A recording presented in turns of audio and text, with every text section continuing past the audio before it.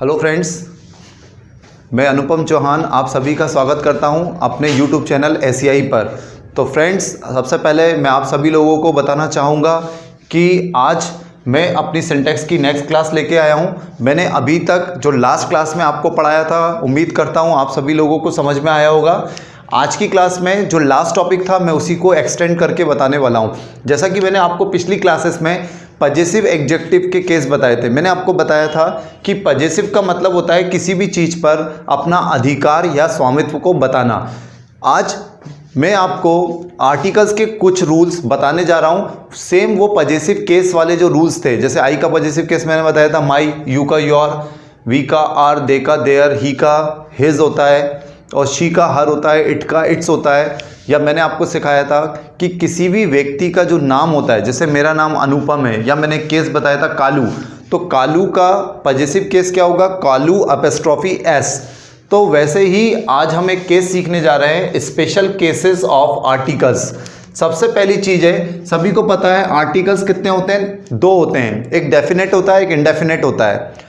Definite में article दा का यूज होता है, इनडेफिनेट में ए और एन का यूज होता है। ठीक है, तो यहां पर सबसे पहले देखिए, यदि एग्जाम में आर्टिकल ए एन दा तीनों में से कोई भी एक आ रहा है, कितने बार? एक बार। अंदर एक नाउन आ रही है, सिंगुलर नाउन। ये जो नाउन आएगी ये किसी व्यक्ति की पोस्ट का मतलब है पद, किसी व्यक्ति के पद को बताएगी।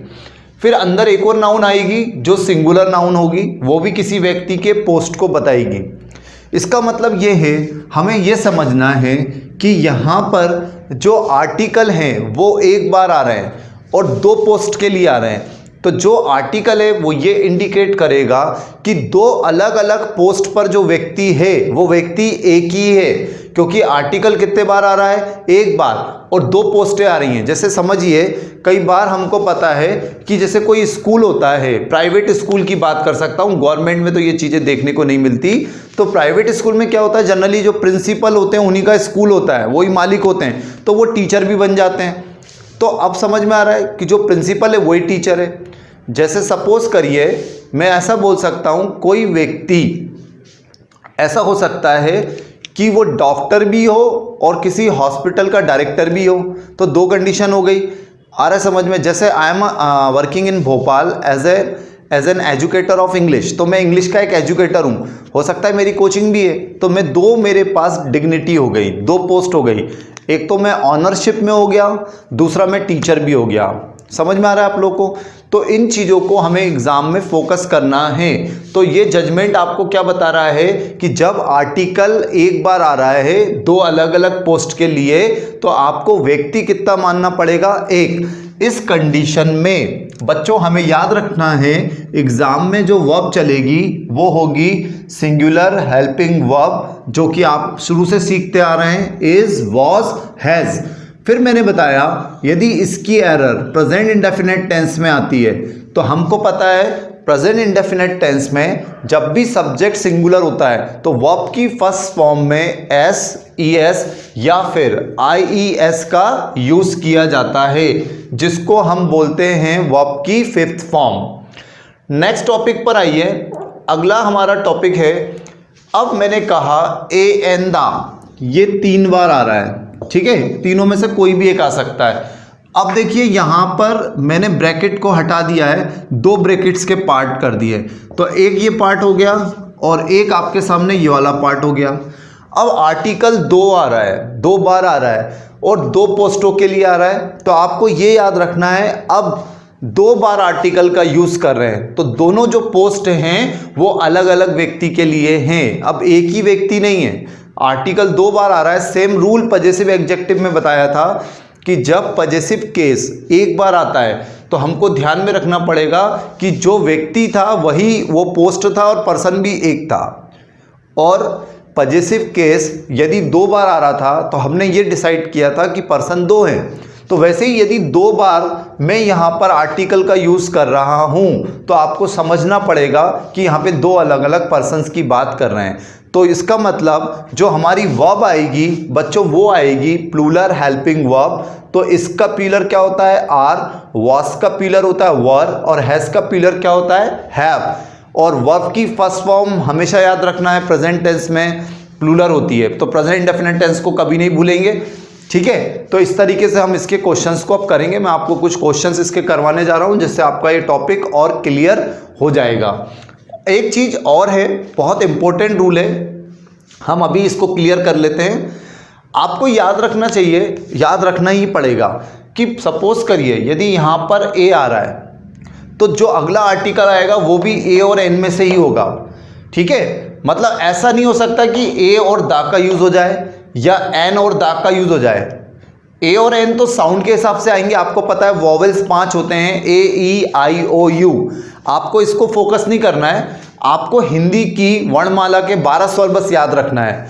कैसे? जैसे अपन बोलेंगे, सुनिएगा आप लोग ध्यान से, और आप लोग चाहो तो इस वीडियो को पॉज करके लिख लेना।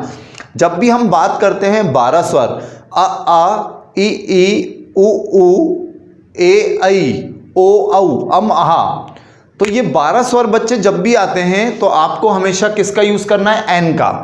हमें स्पेलिंग से कोई मतलब नहीं होता है। क्यों? जैसे देखिए ये स्पेलिंग है, इसको आप बोलते हैं आर, तो क्या हावर पढ़ रहे हैं? तो हा तो साइलेंट है, तो स्पेलिंग से कोई मतलब नहीं है। नहीं तो कॉन्सोनेंट का यूज होता, नहीं तो किसका यूज होता? कॉन्सोनेंट का। तो यहां पर एच साइलेंट है, तो एच को साइलेंट मान के हम क्या ट्रीट कर रहे हैं? आर, तो यहां पर क्या यूज करेंगे? एन। मगर एक चीज देखिए, अब यहां पर यदि मैं ये चीज लिखता हूं पॉट, तो प कंसोनेंट का साउंड है, तो अपन ने यहां पे क्या लगा दिया? ए, अ पॉट। मगर इसी में मैं लिख देता इंक पॉट, तो अब पा नहीं आ रहा है। अब हम आई पढ़ रहे हैं क्या?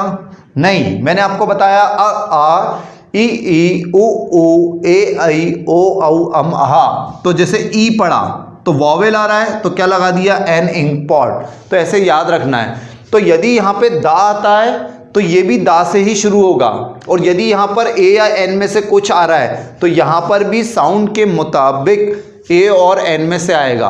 कभी भी दा ए और एन का कॉम्बिनेशन या ए एन दा का कॉम्बिनेशन नहीं चलेगा। Both are similar. सभी को क्लियर हुआ? तो अभी हम इसके कुछ क्वेश्चंस को करते हैं जिससे कि हमें ये टॉपिक और अच्छे से समझ में आ जाए। आप लोग इस वीडियो को पॉज करके अच्छे से लिख लीजिएगा। चलिए देखिए, अब इसके कुछ स्पेशल क्वेश्चंस करते हैं। मैंने आपको बताया था बेटा, थ्योरी पढ़ने से कुछ नहीं होता। कोशिश करना है कि ज़्यादा से ज़्यादा क्वेश्चंस लगाएं, और कॉन्सेप्ट यदि क्लियर हो गया है तो फिर आपको थ्योरी का कॉन्सेप्ट क्लियर होने के बाद कितने भी क्वेश्चंस लगाएं, क्वेश्चंस बहुत अच्छे से आएंगे। चलिए देखिए, सबसे पहला क्वेश्चन, जैसे मैंने यहां पर एक आपको दे दिया ए एन दा, ठीक है, और यहां पर मैंने लिख दिया मैनेजर। ठीक है, मैंने क्या लिख दिया? Manager and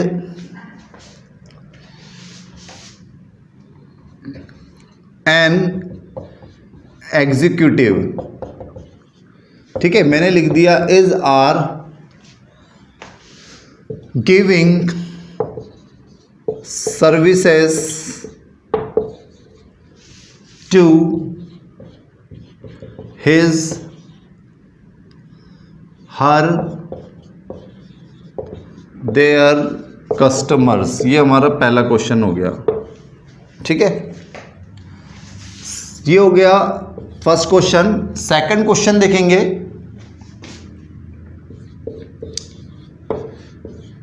the poet and thinker. ठीक है, थिंकर का मतलब होता है विचारक। फिर मैंने यहां पे लिख दिया राइट, और यहां पे लिख दिया rights good poems. Question number third, a magistrate and law officer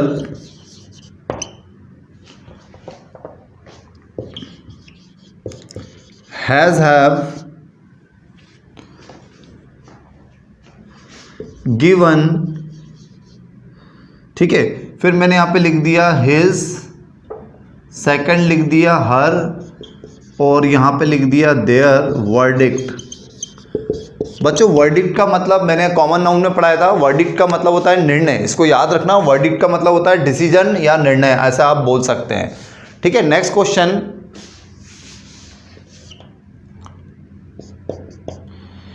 A and the executive and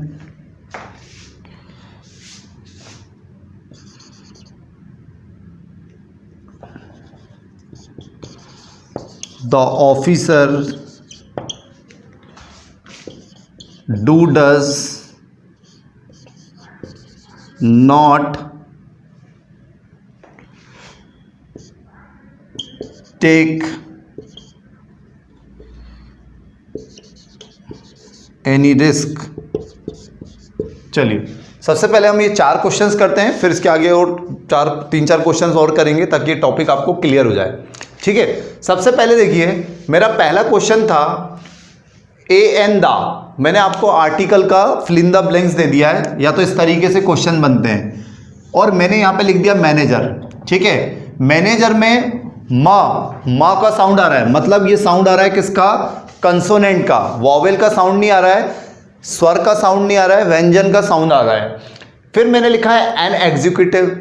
तो बेटा ध्यान से देखो, मैंने सेकंड वाले में आर्टिकल को लगा के दे दिया है, तो अब आपके पास एग्जाम में एक दायरा नियंत्रित हो गया है। अब आपका जो डिसीजन मेकिंग है सेकंड वाले पे डिपेंड है फर्स्ट के लिए, क्योंकि यहां पर हमने एग्जीक्यूटिव में एन लगाया है, दा का यूज नहीं हुआ है, तो इस एन के अकॉर्डिंग यहां पर मैं एन नहीं लगा सकता हूं, क्योंकि समझिएगा यहां पे साउंड किसका आ रहा है, माँ का। नहीं तो आप सोचो अनुपम सर ने ऐसा बताया कि दोनों सेम आएंगे, तो दा नहीं आ सकता है।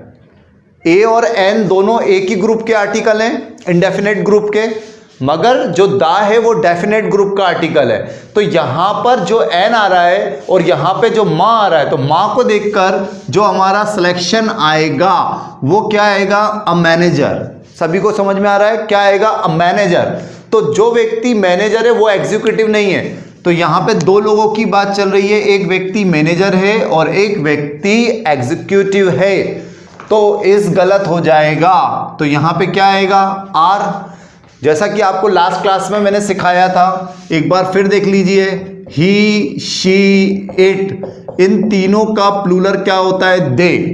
तो जो मैनेजर है वो भी क्या हो गया, ही, और जो एग्जीक्यूटिव है वो भी क्या हो गया, ही। तो 2 बार ही आ रहा है, तो ही का प्लूरल क्या बनता है, दे। तो ना तो हिज आएगा ना हर आएगा, करेक्ट आंसर क्या आएगा, दे का पजेसिव केस। तो बच्चों दे का पजेसिव केस क्या बनता है, देयर। सभी को क्लियर हुआ।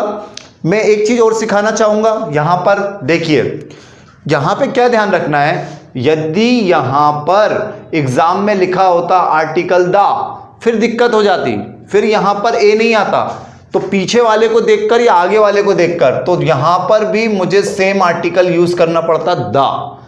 या यदि एग्जाम में ऐसा एरर हो जाता, वो यहां पे दा लिखता और यहां पर एन लिख देता, तो ये गलत है। यदि यहां पर पहला आर्टिकल दा आ रहा है, तो भले चाहे यहां पर वॉवेल साउंड आ रहा है, मगर हम फर्स्ट को देखकर यहां पर भी आर्टिकल क्या यूज करेंगे, दा का। तो both articles should be same, दोनों ही आर्टिकल बच्चों कैसे होने चाहिए, एक जैसे, यह हमें ध्यान रखना है। क्लियर हुआ।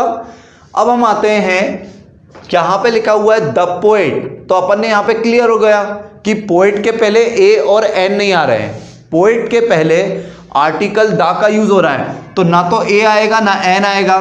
मैंने बताया both the article should be same, तो यहां पर भी दा का यूज होगा। तो 2 लोग हैं, एक कवि है और एक विचारक है। थिंकर का मतलब होता है विचारक, एक कवि है और एक विचारक है। तो यहां पर ये हो गई वर्ब की 5th फॉर्म और ये वर्ब की 1st फॉर्म। तो 5th फॉर्म सिंगुलर होती है और 1st फॉर्म प्लूरल होती है, तो राइट्स गलत है, यहां पे आंसर आएगा राइट। क्लियर। और एक और चीज समझ लेते हैं, ये 2 बार आ रहा था, ये दादा से हमने बनाया दोनों को सेम करके, और आप लोग अच्छे से सीख लीजिए कि यदि यहां पे द पोएट होता और मैं यहां से द हटा देता हूं, तो अब आंसर क्या होता, द पोएट एंड थिंकर। इसका मतलब क्या होता बच्चों कि जो व्यक्ति कवि है वही व्यक्ति थिंकर है, बोथ आर सेम। तो तब इस कंडीशन में राइट का यूज नहीं होता, तब यहां पे क्या आ जाता आंसर, राइट्स, एस लग जाता। क्लियर है, क्योंकि सब्जेक्ट क्या हो जाता, सिंगुलर, जो कवि है वही व्यक्ति विचारक हो जाता। अब हम आते हैं अगले क्वेश्चन पर। मैंने लिखा है अ मजिस्ट्रेट, ठीक है, एक व्यक्ति क्या है, मजिस्ट्रेट है और लॉ ऑफिसर है। तो I am not using any article before the law officer, ना तो यहां पर ए आ रहा है ना दा आ रहा है। तो इसका मतलब जो व्यक्ति मजिस्ट्रेट है वही व्यक्ति लॉ ऑफिसर है ना, दोनों व्यक्ति सेम है। किससे जज किया, आर्टिकल ए से, या हो सकता है यहां पे आर्टिकल दा होता तो भी चल जाता। तो अब मैंने यहां पे दिया हुआ है हैज और हैव, तो सिंगुलर पर्सन है तो करेक्ट आंसर क्या आएगा, हैज। ठीक है, और जो मजिस्ट्रेट है और वही जज है तो इसका यूनिवर्सल जेंडर क्या होगा, ही। तो ही का पॉजेसिव केस यहां पर आ जाएगा हिज वर्डिक्ट। क्लियर, सभी को समझ में आ रहा है बेटा, यहां पर जो पॉजेसिव केस आ रहा है वो ही के अकॉर्डिंग क्या हो जाएगा, हिज। अच्छा, अब लास्ट क्वेश्चन देखिए इसका। मैंने लिखा है A and the executive and the officer. कई बार क्या होता है, हो सकता है एरर वर्ब की नहीं आए, वैसे मैं टॉपिक सिंटेक्स पढ़ा रहा हूं, my focus is on the verb side, but you have to see another thing. Now we have to understand, जैसे यहां पर एग्जीक्यूटिव आया, अब कुछ बच्चों ने इसका टॉपिक नहीं पढ़ा है तो वो जल्दी में रहेंगे, तो हो सकता है उनने सोचा एग्जीक्यूटिव तो ए आ रहा है तो उनने पहला आंसर मार दिया एन, तो 0 नंबर मिलेगा। क्यों बेटा, सेकंड वाले को देखो, यहां पर ऑफिसर के पहले क्या आ रहा है, दा, यहां पर ए या एन आया तो उसने दा लगा दिया। ये बहुत टिपिकल हो जाता है एसएससी वगैरह में या एमपीएसआई में, क्वेश्चंस देखना पड़ेंगे। तो ये ऑफिसर में यदि दा लगा है तो both article should be same, तो यहां पर ए एन आ नहीं सकता, यहां पर भी हमारा आंसर आएगा दा, तो बोथ आर्टिकल सेम। क्लियर हुआ, दोनों आर्टिकल कैसे होंगे, सेम। क्लियर है, या फिर ए और एन कुछ भी हो सकते हैं। तो दो लोग हो गए, एक व्यक्ति एग्जीक्यूटिव है और एक व्यक्ति क्या है, ऑफिसर। हमको क्या देखना है, तो दो लोग हैं, सिंगुलर के लिए डज आता है, सिंगुलर के लिए डज आता है, प्लूरल के लिए डू। तो यहां पे करेक्ट आंसर हो गया do not take any risk. तो आप लोगों को ये क्वेश्चन समझ में आ रहा है, क्लियर हो रहा है, सभी को समझ में आ रहा है टॉपिक। कुछ क्वेश्चंस और करके देखते हैं ताकि हमें और अच्छे से समझ में आए। देखिए इसी को और आगे हम लेते हैं थोड़ा सा अलग टाइप से, बहुत आसान टॉपिक है। इस टाइप के क्वेश्चंस एग्जाम में बनते हैं, एग्जाम्स में आपको धीरे धीरे इन पे ग्रिप बन जाएगी, और साथ ही साथ क्या याद करिए, याद करना ज़रूरी है। तो बिना याद किए आपको, क्योंकि इंग्लिश एक लैंग्वेज है और भाषा को याद करना ही पड़ता है। चलिए देखिए क्वेश्चन नंबर 4 के बाद क्वेश्चन नंबर 5। जैसे अभी देखिए मैंने यहाँ पे लिखा अ प्रिंसिपल एंड हेडमास्टर, ठीक है, वर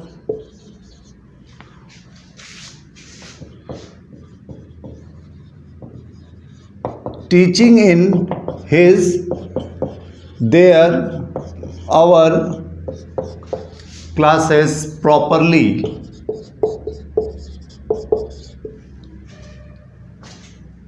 क्वेश्चन नंबर 6,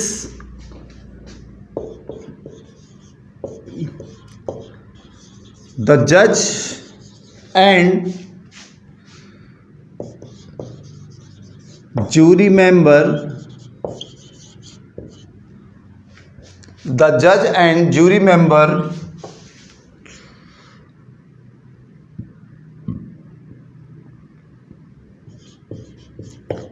support, या मैंने ऐसा लिखा supports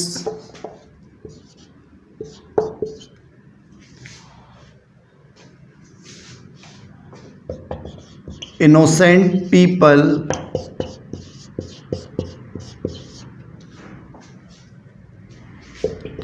in his her, फिर देयर, और यहां पे मैंने लिख दिया कोर्ट। ठीक है, क्वेश्चन नंबर 6 सभी को समझ में आ रहा है। द जज and jury member supports innocent people in his her their court. Question number 6. An author and the publisher does not sell many books. ये क्वेश्चन हो गया। क्वेश्चन नंबर 8,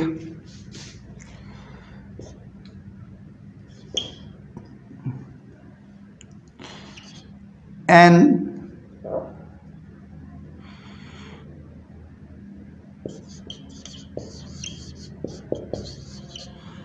investor and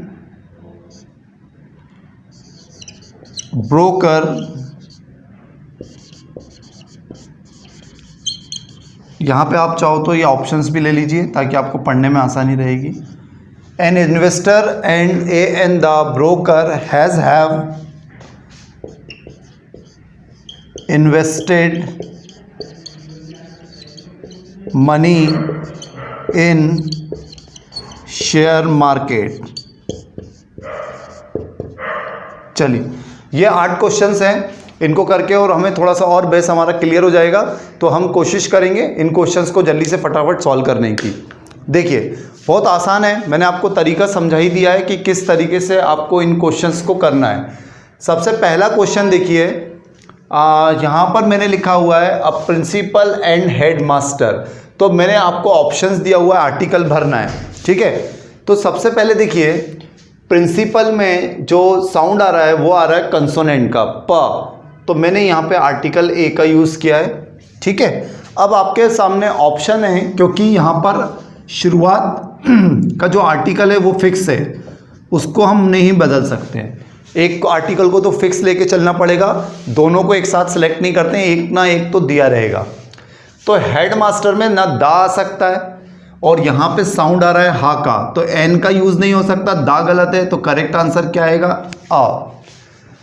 दो अलग अलग एंटाइटी की बात चल रही है, जो पहला पर्सन है वो प्रिंसिपल है और जो दूसरा पर्सन है वो हेड मास्टर है, क्योंकि आर्टिकल कितने बार आ रहा है? 2 बार। तो 2 को देखते हुए यहाँ पे सिलेक्शन काय का होगा? वर का, ठीक है। यदि आर्टिकल केवल एक ही बार आता, हम ऐसा लिख देते अ प्रिंसिपल, और यहाँ से हम ये आर्टिकल्स को हटा देते, तो यहाँ पर जो टॉपिक बनता वो बनता अ प्रिंसिपल एंड हेड मास्टर। तो जो प्रिंसिपल है वही क्या बन जाता? Head master. तो अपन यहाँ पे वॉज लगा देते। क्लियर? ऐसे दोनों चीज़ें आप सीख लीजिए। अब हमें यहाँ पे 2 माना है, तो 2 मतलब ही she it. He she it का प्लूरल क्या होता है? दे। तो दे का पॉजेसिव केस आप सबको पता है देयर, तो करेक्ट आंसर आएगा देयर क्लासेस। ये हमारा क्वेश्चन नंबर 5 खत्म हो गया। क्लियर? अब हम आते हैं नेक्स्ट क्वेश्चन पर, क्वेश्चन नंबर 6, द जज एंड जूरी मेंबर। तो बच्चों देखिए, आर्टिकल कितने बार आ रहा है? 1 बार। तो जो जज है वही जूरी का मेंबर है, दोनों एक ही व्यक्ति हैं। यदि 2 बार आता द जज एंड द जूरी मेंबर, तो हमें मानना पड़ता कि 2 अलग अलग व्यक्ति हैं। तो यहाँ पर एक ही व्यक्ति है, तो प्रेजेंट टेंस की एरर। जब भी सब्जेक्ट सिंगुलर होता है तो वर्ब की फर्स्ट फॉर्म में क्या लगता है? एस, ई एस या फिर आई ई एस, ठीक है। द जज and jury member supports innocent people in his her their court. तो यहां पर व्यक्ति एक ही है, हर लड़कियों के लिए आता है, देयर प्लूरल के लिए आता है, तो सिंगुलर व्यक्ति के लिए क्या आएगा? हिज। यहां पर सिंगुलर व्यक्ति के लिए हम किसका यूज करेंगे? हिज का। एक चीज और, यदि आप चाहो तो ऐसा भी सीख लो, यदि यहां पे जैसे द जज होता और आर्टिकल की एरर आती, तो जज के पहले दा लगा है, तो जूरी मेंबर के पहले भी क्या लगेंगे? दा। ये समझ में आ रहा है? दोनों के साथ हमें सेम केस का यूज करना है, तब इस कंडीशन में यहां पर सपोर्ट्स का यूज नहीं करते, तब यहां पर किसका यूज होता है, सपोर्ट का, और यहां पर हिस की जगह पर हम किसका यूज कर लेते, देयर का। हम हिस की जगह पर किसका यूज करते, देयर का। तो इस तरीके से आपको इसको क्लियर करके चलना है। अब हम आते हैं क्वेश्चन नंबर 7। देखिए हमारा क्वेश्चन नंबर 7 क्या बताता है। सबसे पहली चीज, an author and an the publisher does not sell many books. तो कह रहा है एक ऑथर है और पब्लिशर है, तो आर्टिकल कितने बार आ रहा है, 2 बार। तो यहां पर ऑथर में तो वॉवेल आ रहा था तो एन लगाया, तो वैसे ही यहां पे पब्लिशर में क्या आ रहा है, प। तो पा को देखकर हम किसका यूज करेंगे, ए का। तो यहां पर एन नहीं आ सकता क्योंकि वॉवेल नहीं आ रहा है, तो या तो मैंने बताया था एन ए एन हो सकता है, या दादा, ऐसे याद रखना। तो ये दोनों आंसर गलत है, यहां पे ए आएगा। अब हमको पता चल रहा है एक ऑथर है एक पब्लिशर है, तो प्लूरल के लिए काय का यूज होगा, डू का। हम प्लूरल के लिए किसका यूज करेंगे, डू का। तो ये हमारा करेक्ट आंसर हो गया। लास्ट क्वेश्चन देखिए बच्चों, अब an investor and an the broker have invested money in share market. तो इन्वेस्टर की बात कर रहे हैं, ई मतलब वॉवेल आ रहा है तो इसलिए एन का यूज किया, और यहां पर ब्रोकर में बा आ रहा है, तो आपका आर्टिकल सेम चलेगा। तो या तो ए एन आएगा या ए एन यहां आएगा, तो यहां पर दा का यूज नहीं हो सकता है और बा का साउंड आ रहा है, तो करेक्ट आंसर क्या हो गया, ए। एक इन्वेस्टर है और एक ब्रोकर है, तो कितने हो गए, 2। तो यहां पर हैव आया, इस तरीके से आपका आंसर हो गया क्योंकि प्लूरल है। और यदि यहां पे आर्टिकल नहीं होता तो हम लिखते हैं एन इन्वेस्टर एंड ब्रोकर, तो एक होता, तो फिर यहां पे आंसर क्या आता है, हैज। तो मैं उम्मीद करता हूं बच्चों आप लोगों को आज की टॉपिक समझ में आया होगा। इसको आप एक बार रिवाइज कर लीजिएगा, इससे रिलेटेड आप सिंटेक्स के क्वेश्चन लगाइए। और मैं आप सभी से उम्मीद करता हूं आपको लोगों को यदि मेरी क्लासेस पसंद आ रही है, तो मैं हर लेक्चर में बोलता हूं प्लीज़ हमारे चैनल को सब्सक्राइब करना ना भूलें और वीडियो को शेयर करें, लाइक करना ना भूलें, ठीक है। और जितना ज़्यादा हो सकता है अपने बहनों भाइयों को और अपने दोस्तों को ज़रूर बताएं, और हमारे अदर्स टीचर्स की क्लासेस भी ज़रूर देखिए। तो हम फिर नेक्स्ट क्लास में मिलते हैं। बहुत बहुत धन्यवाद आज की क्लास के लिए। आप सभी का मैं एक बार फिर स्वागत करता हूँ। Thank you so much.